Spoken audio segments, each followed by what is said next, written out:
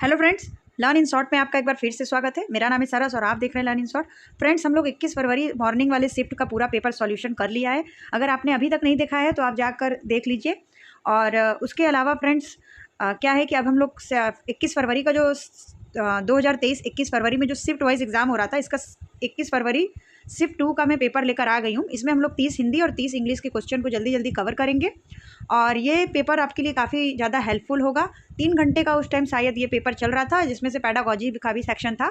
तो मैं पैडागॉजी का सेक्शन हटा दे रही हूँ क्योंकि हमें पैडागॉजी का अभी फ़िलहाल तो जो टियर 1 है उसके लिए तो ज़रूरी नहीं है। ठीक है, तो चलिए हम लोग फटाफट देख लेते हैं। तो देखिए, ये आपको पेपर दिख जाएगा और पिछले बार थोड़ा पेपर बहुत ज़्यादा मतलब उसका जो अल्फ़ाबेट था वो बहुत ज़्यादा इरेज था। ये आपको क्लियर दिख रहा होगा। ठीक है, तो ये देखिए लिखा हुआ है कि शायद 3 बजे से पेपर स्टार्ट हुआ था और इसमें कैंडिडेट वगैरह का नाम इरेजेड है। और उसके अलावा मैं आपको देखिए फ्रेंड्स, इसमें वही चीज़ें बताऊंगी जो केवीएस के द्वारा बताया गया है। ठीक है, मैं आपको अपने पास से कोई भी आंसर इसका नहीं बताऊंगी। केवीएस ने जो आंसर इसका माना था मैं आपको वही आंसर इसमें बताऊंगी। ठीक है, तो चलिए स्क्रीन की तरफ आगे बढ़ते हैं। इंग्लिश से स्टार्ट होगा।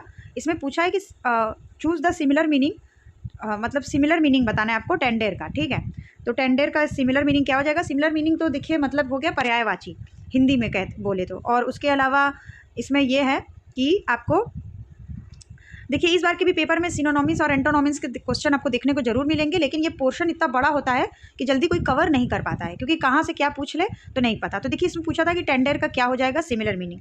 तो देखिए टेंडर का मतलब होता है कोमल, तो यहाँ पे आपको देखिए डेलिकेट जो है ये आपका सिमिलर मीनिंग हो जाएगा। तो डेलिकेट जो है ये आपका सही हो जाएगा। अगले क्वेश्चन की तरफ बढ़ते हैं।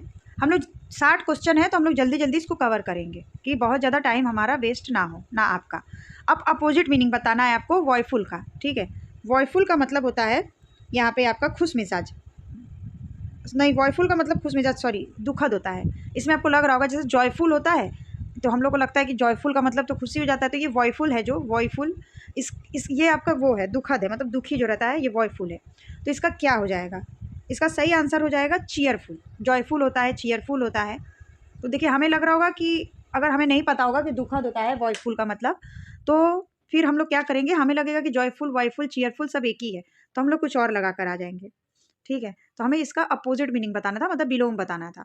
तो ये थोड़ा सा कंफ्यूजिंग होता ही है। जो बहुत ज़्यादा मतलब पढ़ेगा 200-250 कवर करेगा सिनोनिम्स और एंटोनिम्स, उसी का हो पाता है। अगले क्वेश्चन की तरफ पढ़ते हैं कि इसमें बोला गया है कि अंडरलाइन वर्ड को क्या बोलेंगे। देखिए noun, pronoun, adjective, adverb, conjunction, ये सबसे क्वेश्चन आपके बनेंगे। तो पूछा है कि man is a unique animal, तो यूनिक क्या है? तो देखिए देखने में लग रहा होगा कि ये आपका, वैसे मैन तो इसमें दिया हुआ है और आपको पता ही है कि मतलब लड़का लड़की आदमी ये सबको हम लोग नाउन बोलते हैं। तो लेकिन यहाँ पे जो आपका यूनिक है वो भी आपका एक नाउन है। ठीक है, तो यहाँ यूनिक भी आपका नाउन हो जाएगा। अगले क्वेश्चन की तरफ बढ़ते हैं। इसमें आपसे वॉइस पूछा है कि ये वॉइस मतलब एक्टिव वॉइस और पैसिव वॉइस वगैरह है ये। तो ये इसमें पूछा है कि Ram is feeding the dog, इसका पैसिव वॉइस क्या बन जाएगा? ठीक है, तो यहाँ पे ये हो जाएगा, आपको पता ही है कि जहाँ पे इज़ रहता है वहाँ पे हम लोग बिंग का प्रयोग करते हैं। तो यहाँ पे हो जाएगा the dog is being feed by Ram, ये आपका सही आंसर हो जाएगा। क्योंकि देखिए बिंग इसी में है, बाकी किसी में भी आपका बिंग नहीं है। ठीक है, नेक्स्ट क्वेश्चन की तरफ बढ़ते हैं। ये आपसे नरेशन से रिलेटेड पूछा है। पूछा है कि Lalit said to Rama I shall give my book to you, तो इसका क्या हो जाएगा? तो देखिए सेड तो हमेशा टोल्ड में बदल जाता है, तो बाकी आप सेड और पहला और दूसरा काट देंगे, प्रॉमिस्ड और सेड हट जाएगा, तो टोल्ड टोल्ड ही होगा। तो इसमें क्या हो जाएगा? तो Lalit told Rama that he would give his book to her. ठीक है,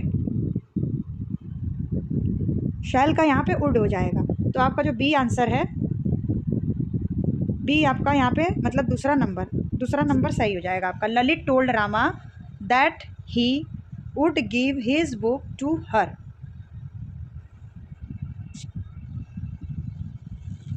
नरेशन थोड़ा कंफ्यूजिंग होता है। उसके बाद ये देखिए ये आ जाएगा, ये इसमें करेक्ट कैसे होगा, मतलब कि इसको जम्बल्स भी बोलते हैं, बाकी इसको करना है कि कौन सा पहले होगा और कौन सा बाद में। तो देखिए यहाँ पे पहले बन जाएगा आपका व्हाट व्यू से शुरू होगा, फिर बी आएगा, फिर सी आएगा, फिर ए आएगा, फिर डी आएगा, फिर ई आएगा। एक्सप्रेस आपका लास्ट में होगा। और वॉट व्यू आपका स्टार्टिंग में, तो चौथा नंबर आपका बिल्कुल यहाँ पे सही हो जाएगा। उसके बाद अगला क्वेश्चन है आपका एरर देखना है। तो इंग्लिश देखिए आपसे इसी तरीके के इस बार भी इंग्लिश पूछे जाएंगे। तो I hit the ball out of ground, तो यहाँ पे क्या सही हो जाएगा आपका, यहाँ पे गलत क्या है, गलत क्या है आपका, आई हिट गलत है, द बॉल गलत है, आउट ऑफ गलत है, या ग्राउंड गलत है। तो यहाँ पे जो आपका ग्राउंड है वो गलत है, जो गलत है वही आपका सही है, क्योंकि यहाँ पे आपका ग्राउंड से पहले द लगेगा, आउट ऑफ द ग्राउंड, ठीक है। आर्टिकल यहाँ पे द नहीं लगा हुआ है। अगले नेक्स्ट क्वेश्चन जो है वो आपका फिल इन द ब्लैंक्स का है। तो क्वेश्चन है आपका I speak dash truth, I am not afraid of it. तो यहाँ पे आपका हो जाएगा कि क्या, मतलब क्या हो जाएगा, आई स्पीक, आपको पता ही कि ट्रूथ के पहले क्या आता है, ट्रूथ के पहले हम लोग द लगाते हैं कि द ट्रूथ, ठीक है, क्योंकि ट्रूथ क्या है, सच्चाई की बातें जब होती हैं तो हम लोग उसके पहले द लगाते हैं। तो यहाँ पे जो है आपका द बिल्कुल सही हो जाएगा। नेक्स्ट क्वेश्चन की तरफ बढ़ते हैं। एक और आपका फिल इन द ब्लैंक्स है, he can't be dishonest, he is dash board, मतलब क्या है, ये ऑन द बोर्ड है, ऑफ द बोर्ड है, अबव द बोर्ड है, या अपॉन द बोर्ड है। तो यहाँ पे आपका अबव द बोर्ड सही हो जाएगा। नेक्स्ट क्वेश्चन की तरफ बढ़ते हैं। फिर एक और आपका फिल इन द ब्लैंक्स है, Lalita took exception dash an innocent remark. तो ललिता यहाँ पे हो जाएगा आपका Lalita took exception to an innocent remark, यहाँ पे आपका 2 हो जाएगा, मतलब 2 आपका सही आंसर हो जाएगा। अब आ जाएगा हमारा हिंदी। 10 क्वेश्चन हम लोगों ने इंग्लिश का कर लिया है, अब आ जाते हैं हिंदी की तरफ। तो देखिए 10 नंबर का हिंदी था, कुछ हिंदी इंग्लिश आपसे इसी तरीके का पूछेगा, पैसेज नहीं पूछेगा, क्योंकि 10 नंबर में हिंदी इंग्लिश में तो पैसेज नहीं पूछ सकता है, 10 नंबर में फिर वो क्या ही पैसेज पूछेंगे। पैसेज आपसे अगर टियर 2 जो होगा उसमें पैसेज पूछा जा सकता है। तो चलिए दिया है कि जीवन यापन के लिए कैसी शिक्षा चाहिए। तो पहले आपको क्वेश्चन पढ़ लेना होता है, जब भी आप कोई भी पैसेज सॉल्व करें, हिंदी इंग्लिश किसी का भी, पहले आप उसको देख लीजिए कि कहना क्या चाह रहा है। तो जीवन यापन के लिए कैसी शिक्षा चाहिए तो जीवन यापन के लिए इसमें देखिए पैसेज के हिसाब से चलना है आपको, ठीक है। तो थोड़ी सी यांत्रिक शिक्षा प्राप्त करें जिससे काम धंधे में लगकर अपना पेट को पाल सकेंगे। तो जीवन यापन हो गया, यांत्रिक शिक्षा करना चाहिए। फिर अगला क्वेश्चन है आपका, शिक्षा व्यक्ति में किन गुणों का विकास करने वाली होनी चाहिए। तो देखिए आपको इसमें क्या दिख रहा है, आपको दिख जाएगा यहाँ पे समर्थ नहीं बना सकती है, समर्थ नहीं बना सकती है, और समान साहस नहीं ले जा सकती है। तो जिन शिक्षा व्यक्ति में सामर्थ्य एवं साहस की विकास करने वाली होनी चाहिए। अगला क्वेश्चन है आपका, व्यक्ति से अपेक्षित है कि वह जीवन की चुनौतियों का सामना कर सके। इसमें देखिए क्या हो जाएगा, शिक्षा और डैश के बीच संबंध उद्घाटित हो रहे हैं। शिक्षा और जीविकोपार्जन, यहाँ पर है ना कि अपना पेट पाल सके, तो जीविकोपार्जन के लिए संबंध उद्घाटित कर सके। अब चलिए देखिए आगे बढ़ते हैं, पैसेज गद्यांश खत्म हो गया। समूह से भिन्न शब्द है, क्या आपको लग रहा है कि भिन्न है, साधारण, साहसी, यांत्रिक, सिंह, ये भी आपका आई थिंक उसी पैसेज से ही है, तो सिंह आपका सही हो जाएगा, भिन्न वही है। अगला क्वेश्चन है कि तत्सम शब्द क्या है। तो देखिए यहाँ पे ग्रंथि जो है साफ साफ दिख रहा है कि ये तत्सम है। धर्म का विलोम क्या होगा, धर्म का विलोम अधर्म होगा। हिंदी काफ़ी अच्छा था इसका, जब मैंने इसको सॉल्व किया तो अच्छा लगा हिंदी। यौगिक शब्द क्या है, इसमें से यौगिक होता है ना, यौगिक, योग, रूढ़, तो यहाँ पे जो आपका धर्म क्षेत्र है ये आपका यौगिक है। किनारा का पर्यायवाची नहीं है पूछा है। तो देखिए तट, मुहाना तो बिल्कुल ही है, बाकी तीर और कर में से क्या हो सकता है, तो जो कर है आपका वो किनारा का पर्यायवाची नहीं है। भोजनालय का संधि विच्छेद क्या होगा। तो देखिए भोजनालय का जो संधि विच्छेद है वो हो जाएगा भोजन धन आलय। तो ये हिंदी काफ़ी सरल है, लेकिन आगे का हिंदी इतना सरल नहीं है, वो थोड़ा सा आपसे लेवल ठीक ठाक है उसका। तो चलिए अब हम लोग आगे वाले हिंदी इंग्लिश की तरफ बढ़ते हैं। चलिए ये आगे कुछ हिंदी के क्वेश्चन, क्योंकि इसमें आपसे एक प्रीवियस पेपर जो है उसमें 2 बार हिंदी और 2 बार इंग्लिश पूछा गया था, जो आपका एक सब्जेक्ट कंसर्न था उसमें पूछा गया था, ठीक है। तो देखिए उच्चारण की दृष्टि से असंगत युग्म क्या है। तो देखिए क्या, न, घ, य और ब, तो ये क्या बने, मतलब न आपका दंत से बन रहा है, न, घ, य और ब तो ओठ से बनेगा ही, य जो है ये मूर्धन्य नहीं है, तो यही आपका असंगत है, ठीक है। अगला क्वेश्चन है कि संज्ञा की दृष्टि से असंगत युग्म क्या है। संज्ञा की दृष्टि से आपको देखना है, बंदर जातिवाचक है, मोटापा भाववाचक है, नेपाल व्यक्तिवाचक है, लेकिन घृणा जो है वो आपका जातिवाचक नहीं है, ठीक है। तो यही आपका गलत है, और जो गलत है वही आपका सही है। उसके बाद पूछा है कि गुणवाचक विशेषण क्या है। तो इसमें आपको देखना है कि ये जो 1 2 3 4 5 में से कौन कौन सा गुणवाचक है। तो लंबा आदमी उस घर का मालिक है, तो वो आदमी क्या है कि लंबा है। तुमने मेरी नीली कमीज देखी है, कमीज जो है वो मतलब नीला है, वह अच्छा लड़का है, लड़का जो है वो अच्छा है, उस साल कम उपज होगी, यह मकान बड़ा है। तो यहाँ पे हमें जो इनके आंसर के हिसाब से देखना है, ठीक है। वैसे तो आपको लगेगा कि सभी सही है, लेकिन इन्होंने माना है ए बी और सी, मतलब ये और ये। बहुवचन की दृष्टि से असंगत युग्म है। पत्ता का पत्ते, टोली का टोलियां, चूजा का चूजे, मधुमक्खी का मधुमक्खियों, मधुमक्खियां हो जाएगा। तो यही आपका जो है गलत है, और जो गलत है वही आपका सही है। जो हिंदी वाले गिनती हैं, पिछले बार लिखा था सिलेबस में, तो इसमें क्या सही है? 5995। 5900 असंगत क्या है, मतलब गलत क्या है? और 98,779, 98,798, तो ये 79 वाला ही गलत है आपका, यही गलत है, दूसरा वाला 98,779, 79 नहीं है, ये 89 है। दिए शब्द में तरह बड़ों के योग से बनता है, मतलब तरह किससे बनता है? तो आपको पता ही है कि तरह जो है वो आधा त और पूरे र से बनता है, तरह। अगला क्वेश्चन है, पर्यायवाची शब्द की दृष्टि से, मतलब असंगत ही पूछता है ज़्यादातर, ईएमआरएस में भी आपने देखा होगा असंगत ही पूछ रहा था। तो बादल, हाथी का क्या दिखे सही है? गज, हस्ती और केसरी। घर का गृह निकेतन आलय, ये सही है। सूर्य, भानु, दिनकर सब सही है, यही आपका गलत है। हाथी का ही क्या है आपका असंगत है, और जो गलत है वही आपका सही है। अगले क्वेश्चन की तरफ बढ़ते हैं। विलोम शब्द की दृष्टि से असंगत क्या है? विलोम देखना है आपको, क्या गलत है? कड़वा का कड़वा, यही आपका गलत है, बाकी सब सही है, यही गलत है। आगे बढ़ते हैं। सर्वनाम की दृष्टि से असंगत क्या है?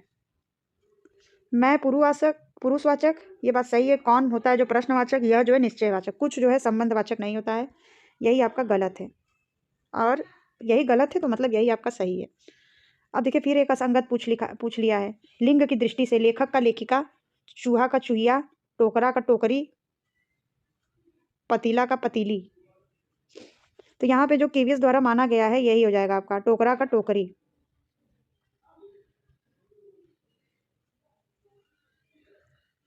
पहाड़ों पर बहुत वर्षा होती है, वाक्य के रेखांकित शब्द में विशेषण कौन सा है? सर्वनामिक है, गुणवाचक है, परिणामवाचक है, या विशेषण है, या संख्यावाचक है? तो देखिए पहाड़ों पर है वो बहुत वर्षा होती है, ठीक है, तो ये कोई गुण तो नहीं है, ना संख्या है, ये उसका परिणाम बताता है, तो यही आपका सही हो जाएगा, परिणामवाचक विशेषण। आगे देख लेते हैं क्या पूछ रहा है। वैसे तो ये भी हिंदी ठीक ही है, लेकिन कारक चिन्ह की दृष्टि से असंगत वाक्य क्या है? कारक आपको पता ही होगा, कर्ता ने कर्म को कर्ण से ऐसे जो होता है वही उसमें पूछे। मोहन आम खाता है, तो ये सही आपका कर्ता कारक है। राधा ने पेंसिल से पत्र लिखा, कर्ता ने कर्म को कर्ण से, ये भी सही है। सन्यासी को दान दो, संप्रदान को, तो ये सही है। कर्म कारक बस से सामान गिरा, तो ये कर्म कारक नहीं है, ठीक है, यही जो है आपका गलत है, और जो सॉरी सॉरी, जो गलत है आपका वही सही है। स्त्रीलिंग शब्द क्या है? तो देखिए ये जो झाड़ू है यही आपका स्त्रीलिंग शब्द है। मेला, जूता, टायर, ये आपका पुल्लिंग है। अभी हिंदी के क्वेश्चन और बाकी ही है। रिमझिम से आ गया है, जो कि एकदम सरप्राइज जैसा आ गया था, बिना इन्होंने बताया दे दिया था।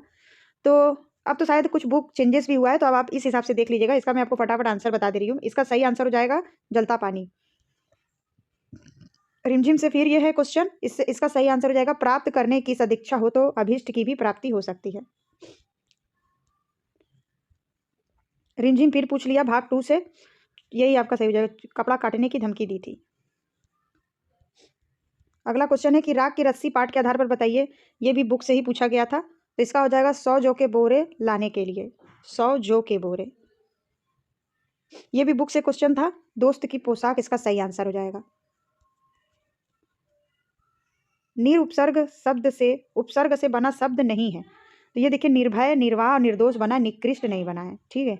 ऐसे आपको पता है कि भय, भय से वाह और दोष, तो इसी में सब में, लेकिन निकृष्ट का कृष्ट कुछ नहीं होता है, निकृष्ट एक अपना ही वो है, शब्द है। एक हिंदी का और क्वेश्चन रह गया है, ये भी बुक से क्वेश्चन है। तो इसका सही आंसर हो जाएगा पहिया कुर्सी के कारण। अब देखिए कोई इतना सारा चैप्टर तो बैठ के पढ़ेगा नहीं, ठीक है, तो कुछ भी क्वेश्चन इन्होंने पूछ लिया था, अब इस बार का नहीं पता। अब चलिए इंग्लिश आ जाता है, जो कि पैसेज है।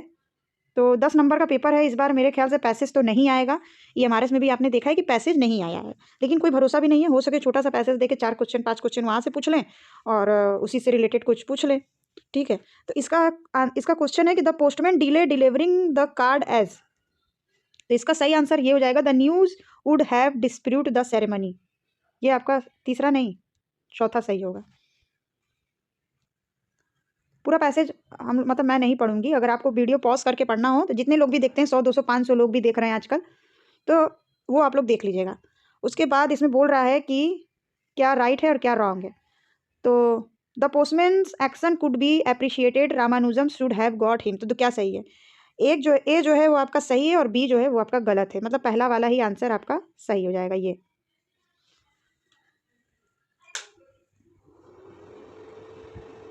पैसेज से भी और क्वेश्चन है।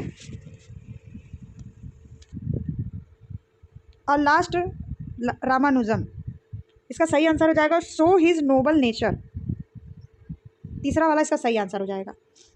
अगला क्वेश्चन है,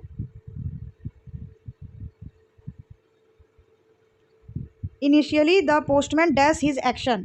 तो ये हो जाएगा इसमें आपका जस्टिफाइड। आपको अगर ये पैसेज सॉल्व करना है तो देखिए यहाँ पे आपको पूरा मैंने बार बार ये आपको पूरा पैसेज शो करा दिया है, आप उसी के अकॉर्डिंग आंसर दे दीजिएगा।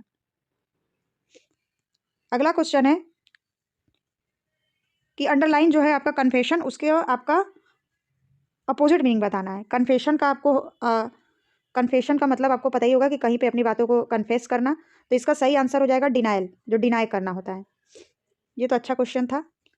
पैसेज खत्म हो गया। अब बता रहा है कि radio place cover a wide range. ये क्या है? रेडियो आपका वर्ब है, सॉरी प्लेस जो है वो आपका वर्ब है, नाउन है, एडजेक्टिव है या एडवर्ब है।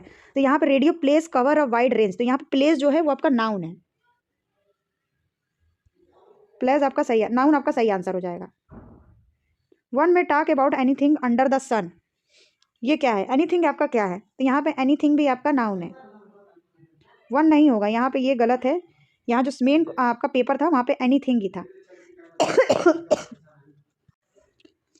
तो यहाँ पे आपका वन के जगह पे नहीं है, एनीथिंग के जगह पे मेन क्वेश्चन ये था। या फिर अगर आपको वन के अकॉर्डिंग भी देखना है तो आप देख लीजिएगा, लेकिन ये वन जो है कोई एक ऐसा सब वो नहीं है अंडरलाइन के लिए। तो यहाँ पे आपका नाउन जो है, एनीथिंग क्या है वो आपका नाउन हो जाएगा। अब देखिए आगे फिर एक जंबल वाले क्वेश्चन आ जाएंगे। देखिए jumble word phrase have been rearranged, correct sentence. ये आपका EMRS में भी पूछा गया था। ये ऐसे क्वेश्चन आपको डेफिनेटली देखने को मिलेंगे जरूर, भले पैसे जाए चाहे ना आए। तो इसका सही आंसर हो जाएगा BDAC। BDAC यही आपका सही हो जाएगा। पहले बी आएगा, फिर डी आएगा, फिर ए आएगा, फिर सी आएगा, मतलब बी से दीज आर से स्टार्ट होगा। आगे फिर आपको एग्जाम्पल मिलेगा देखने को। तो देखिए इसमें भी आपका सही आंसर हो जाएगा BCAD, दूसरा वाला आपका सही हो जाएगा, मतलब मैन बिकम से स्टार्ट होगा क्वेश्चन आपका। अगला क्वेश्चन आपसे पूछा है कि इम्प्रेसिव का नियरेस्ट मीनिंग बताना है। तो इम्प्रेसिव का आपको पर्याय बताना है, तो इसका सही आंसर हो जाएगा कमांडिंग। कमांडिंग इसका सही आंसर हो जाएगा। इनिग्मा का आपको नियरेस्ट मीनिंग बताना है, तो मिस्ट्री जो है इसका नियरेस्ट मीनिंग हो जाएगा। आगे का क्वेश्चन है कि how are you getting dash with your boss. तो इसमें जो सही आंसर हो जाएगा ऑन विथ योर बॉस हो जाएगा। अप ऑफ अवे ये नहीं होगा, यहाँ पे हो जाएगा आपका ऑन। और last Navita fail dash all my proposal. तो इसमें आपका सही आंसर हो जाएगा out of all my proposal, in with all my proposal. यही सही लग रहा है बोलने में भी, और यही आपका सही भी आंसर है। उसके बाद क्वेश्चन है आपका वॉइस बदलना है। वॉइस में दिया हुआ है, आपको नॉर्मल में बदलना है, ठीक है। He was run over by a car, इसमें का नॉर्मल क्या हो जाएगा? तो इसका नॉर्मल यही हो जाएगा, बाय वगैरह किसी में नहीं रहेगा, हेड वगैरह नहीं रहेगा। A car run over him, ये सही आंसर हो जाएगा तीसरा। आगे फिर आपसे एक नरेशन पूछ रहा है, Lata said to me want you help me now. तो यहाँ सेड का आस्क हो जाएगा, इंक्वायर को हटा देना है आपको, और यहाँ पे सही हो जाएगा Lata ask me if I would not help her then. Would तो है ही, और वुड के बाद आपका देखिए यहाँ पे आपका नॉट लगा है तो वही यहाँ पे हो जाएगा, विल नहीं होगा, वुड हो जाएगा। अब आपको बताना है अपोजिट मीनिंग, सबटल का अपोजिट मीनिंग बताना है। सबटल का अपोजिट मीनिंग हो जाएगा एविडेंट। अब यहाँ पे आपको कुछ टेंसेस बताने हैं। I have already been to Mumbai, ये कौन सा टेंस है? Simple present, present continuous, present perfect, present perfect continuous. Simple present present indefinite भी बोलते हैं, ठीक है। ये आ जाएगा आपका प्रेजेंट कॉन्टिन्यूअस, हैव से आप पहचानिएगा। उसके बाद आते हैं अगले क्वेश्चन की तरफ। अगला क्वेश्चन आपका आ जाएगा has been sleeping since morning. तो यहाँ पे देखिए हैज़ बीन है, इससे पहचानना है आपको। ये हो जाएगा आपका प्रेजेंट परफेक्ट कॉन्टिन्यूअस। अगला क्वेश्चन है no sooner did we reach theatre when he picture started. यहाँ पे गलत क्या है? ए बी सी डी, इसमें से जो आपका व्हेन द है वो गलत है, व्हेन द नहीं लगेगा, सी गलत है, मतलब तीसरा आपका गलत है।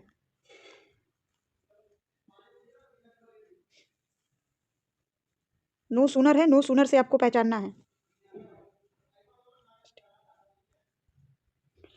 अगला क्वेश्चन फिर एक आता है एरर वाला, I don't know how no sorry no where was he at that time. तो यहाँ पे आपके वॉज ही जो है वो आपका गलत हो जाएगा, ये मतलब कि सी इसमें भी गलत है।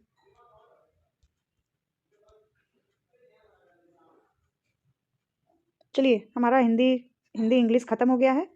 अब ये तो मैथ आ गया, मैथ को हम लोग अलग से सॉल्व करेंगे। पहले हम लोग कंप्यूटर जीके रीजनिंग को फटाफट सॉल्व कर लेंगे कल मतलब डेली वीडियो में आपको ये मिल जाएगा। तो फ्रेंड्स ऐसे मैंने आपको अप्रॉक्स 60 क्वेश्चन करवा दिया हिंदी इंग्लिश का मिलाकर, और आप लोग अच्छे से वीडियो को देखिए। और क्या कहते हैं कि प्रीवियस ईयर लगाना बहुत ज़्यादा जरूरी है। तो इसमें हमारा हिंदी इंग्लिश कंप्लीट हो गया सेकंड शिफ्ट का। मिलते हैं फ्रेंड्स नेक्स्ट वीडियो में कंप्यूटर जीके और रीजनिंग के साथ। तब तक के लिए बाय बाय। वीडियो पसंद आए तो वीडियो को लाइक करिए, चैनल को सब्सक्राइब करिए और अपने दोस्तों के साथ शेयर करिए। कोई सवाल हो तो आप कमेंट कर दीजिएगा। और इसको ध्यान से देखिए फ्रेंड्स, PYQs लगाना बहुत ज़्यादा जरूरी होता है किसी भी एग्जाम के लिए।